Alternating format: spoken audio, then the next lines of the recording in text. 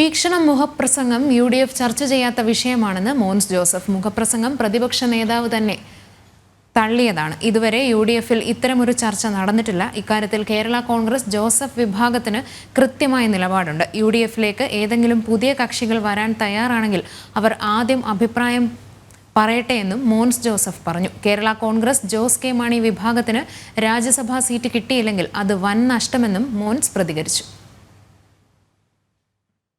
Kerala Congress party ഇപ്പോൾ അഭിപ്രായം പറയുന്നത്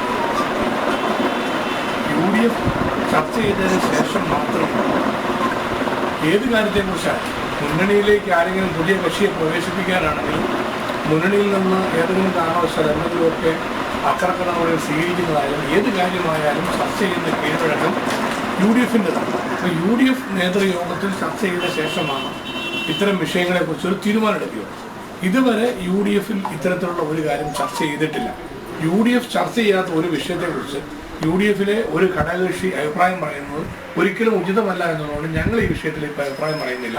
Kerala Congress party chairman Shri PJ Joseph sir UDF യോഗത്തിൽ ഇതുമായി ബന്ധപ്പെട്ട് എന്തെങ്കിലും ചർച്ച വന്നാൽ പാർട്ടി ചെയർമാൻ അഭിപ്രായം പറയും. അന്നേരം പറയുന്നതാണ്.